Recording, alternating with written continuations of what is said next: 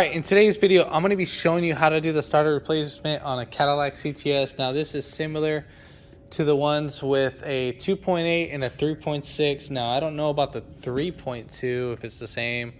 But yeah, anywhere from 2004 to 2007. This year in particular is an 06. So, I mean, that's pretty much it. Now, there is two different starters to this vehicle. Now, there is one, it's called a locking battery terminal. Depending on what kind of terminal, these are non-locking right here. So the one with locking terminal you can use if you don't know and you want to spend the extra couple bucks and you don't mind. The one with locking terminals actually has more, it pulls more amperage on the actual starter. They're both the exact same starter.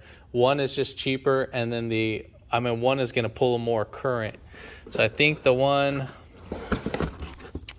with this one, that one was the one with this cable right there. I think that's the one without locking, and then I think it's this one. That's the only difference I saw on them. I mean, maybe I just might be overthinking it. And this is the one right here. I'm pretty sure the starter that I saw on there had this cable style. So I mean, doesn't matter. I could actually use that one, but it won't be as strong as versus this one.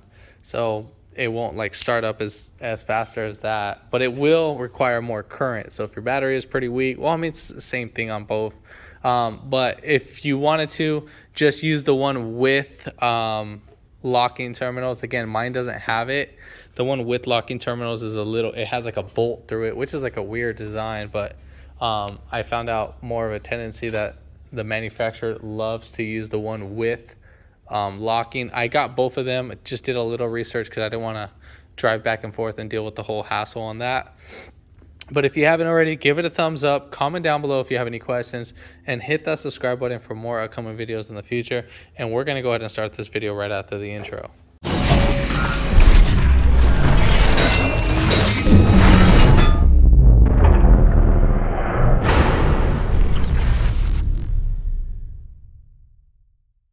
All right, so coming on the negative side of the terminal, we have an 8mm. Do not use pliers, just use a regular 8mm. And then we'll take this off. You only need just to take off the 8mm. Oh no, I'm sorry, just the negative terminal. Now again, this is a non-locking terminal. Just so we go ahead, the locking terminal has a bolt. So just so you're aware, that it would have a bolt. So that's from my understandings, from my aspect. So unless if these tabs are right here, unless if those little tabs, that's what it means by the locking. But for mostly all the cars that I've seen them have this. I've never seen a CTS that didn't have those. And I've replaced a lot of batteries on CTSs, and I've done a lot. So yeah. All right, so now we have the car up in the air. Well, not really too much in the air. So I have it on ramps, which is pretty good. At least in my case, the car I would have to sit there and fiddle with it for a couple minutes, and then finally would start. This actually did it during a test drive when I stopped at the store to run errands in it during the test drive, just so I can reenact a different issue. And the starter was one issue. They actually thought it was the battery going out. Now we're going to access the battery or the starter from this side. So either you can jack it up from right here. This is a great spot to jack it up. I mean, you can don't jack it up from, I mean, it's a pretty strong point, but still, see how people jack it up from right here? See how you destroy your pinch welds and you're actually messing it up. That's not where you're supposed to jack it up from. You're supposed to jack it up from right here. Now you can put your jack stand right here on this too as well, or you can put it right there on the actual subframe, right under the oil pan. You see that bar goes right over the oil pan. That's actually your subframe. That's where I lifted it up at first, just so I could slide on these ramps, because the ramps slide on the epoxy after I mop it. So mopped the whole place yesterday, and yeah, so I just lifted up from right there. All right, so now let's go ahead and let's get on the removal of this starter. All right, so just so you can see, I'm not gonna go through that side just because of the angle where I want to be at. So by looking at it right here, this is where the best possible angle that I'm gonna be grabbing this guy at. All right, so here is our battery, and as you can see, I mean, if that is the one, that's the one with locking tabs. I mean, that's the one I can only think of. So I mean, I'm pretty sure that's it. All right, so we got 2 bolts that are holding in the starter, and they are on the starter side. So you have one right there. So where this little plastic tab is, so there's that one. And then there's one more right there. So 1, 2, 15 millimeters. And then we have our 13 right there. And then we have our connector right there. So I'm going to go ahead and take those off. All right, I'm going to try to do this to the best of my abilities with recording. So first thing what I can do is I'll go ahead and take off the positive terminal. So I'm going to use my little 1/4 inch ratchet with a 13 millimeter for the actual nut. I think it is a 13, but we'll find out right now.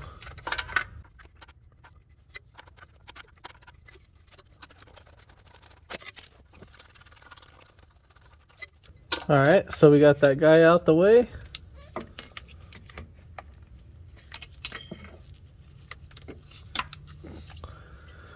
So right here, we have our terminal connector. Let me get that zoomed in a little bit. So right there, we have our little terminal. And we're just, let me go grab a pick real quick. So I'm going to use a pick just so you guys can see. I just want to make sure my hand, so you see this little blue tab right here? I'm going to go ahead and just push that back. There should be a little safety tab. I think, is it? My colorblind. Oh, you know what? Never mind. You're not going to push back on it. You're actually going to go ahead and squeeze it. Let me change the camera angle so you guys can see better. All right, so I thought the whole tab had a hit like a connector. So right here, I'm going to go ahead and just push down. So I'm going to push in. So I'm going to push the connector towards the starter. And then I'm going to push down. And then I'm going to pull right out. See if I can do that. If not, if you're having a hard time like me, we'll just go ahead and put, you could probably get a flathead or something. Push down right there. And then it looks like a little push down. Or we could just pull it back.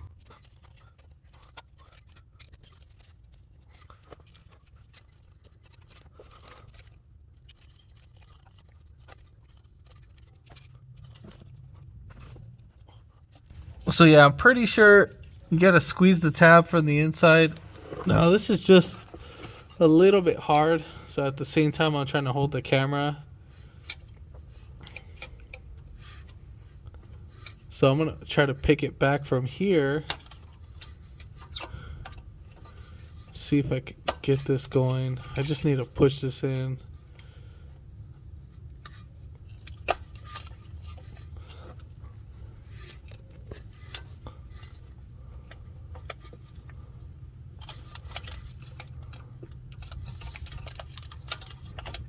I'll just slide my pick in here, see if we can get that.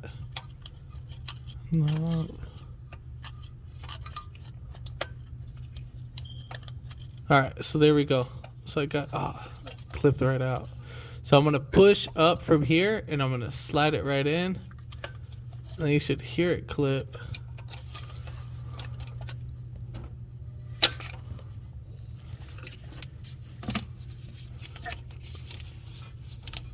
Alright, so I'm kind of holding the camera with my nose real quick.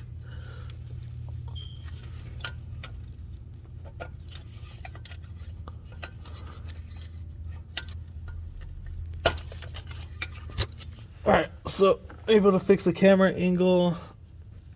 So I'm gonna try to record this to the best of my abilities. Now it's kind of hard to see. This will probably be the most difficult thing in here.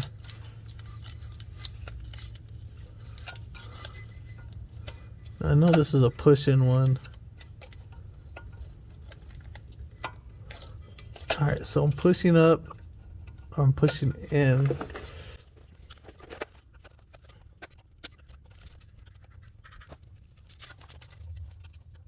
All right, so I heard the connector clip out, but I don't think I pulled it out enough.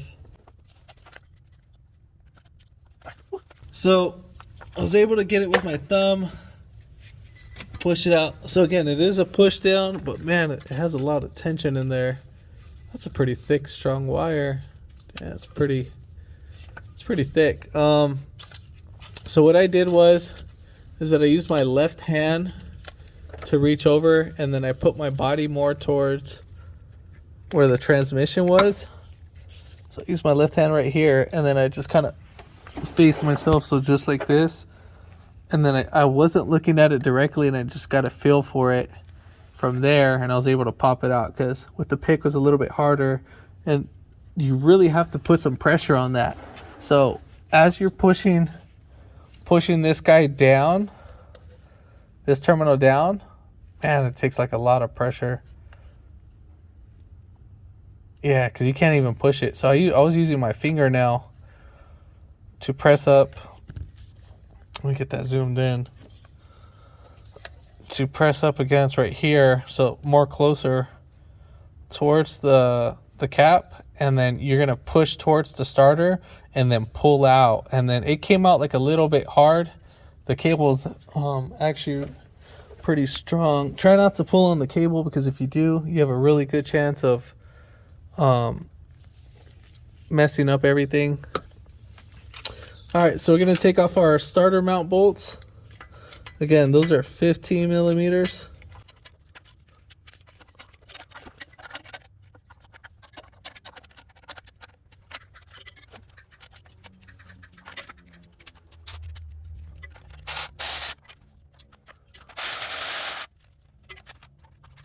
All right, so now we're gonna go ahead and pull out our starter. And probably should be able to take it out. We might need to disconnect our knock sensor. I'm just trying to see. So I'm gonna go ahead and disconnect the knock sensor right there. So for the knock sensor, we are gonna go ahead and push right here on this little tab. While pushing on the tab down, I'm gonna put my thumb under the connector, and I'm gonna push towards the sensor, and then I'm gonna push down, and then pull right back out. So you're gonna just wiggle that back in and out. This guy should slide right out now. Oh, perfect. So let's see how this is going. All right.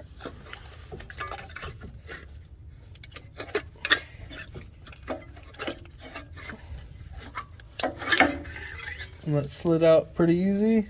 And I think another way we could tell if the starter's a 135, or I meant with the locking terminal, is that this is the closed end.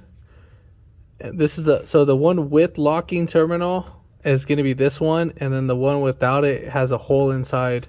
I'll show the hole so you guys can see that one later. So pretty much we're going to go ahead and just feed the rear end in first, and just wiggle it right up in.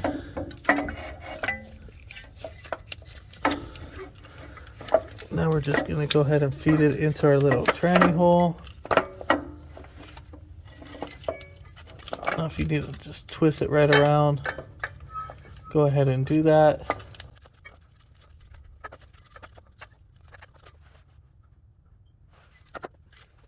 And now we're going to go ahead and start threading in our bolts.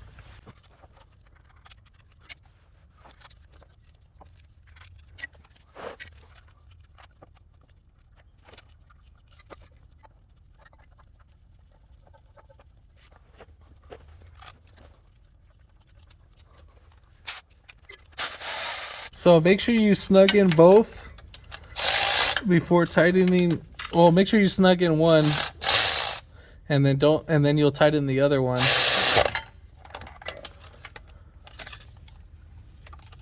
So you don't want to just shoot it all the way down.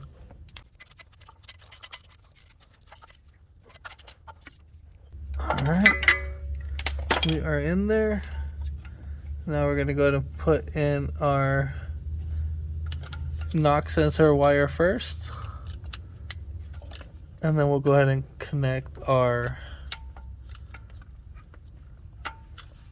terminal for that. And then we're going to go ahead and bring up our positive cable.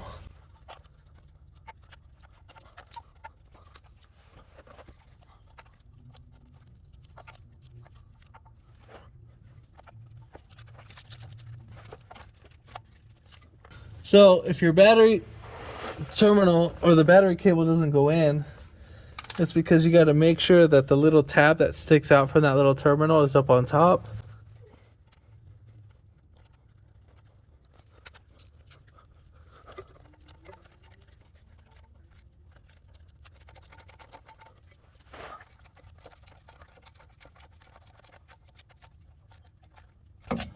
All right, so we are installed. We are all set and done. Now let's go back on top of the car.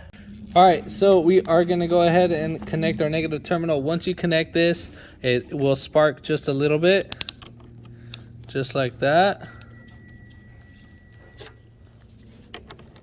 And then we'll go ahead and tighten it.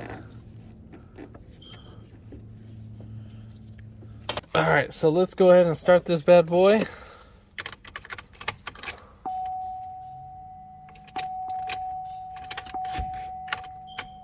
Oh, that's weird. Probably everything was just picking up. Well, it starts up way more faster. So before it would crank really slow, but that was kind of weird for it not to start. Probably everything was getting all juiced up.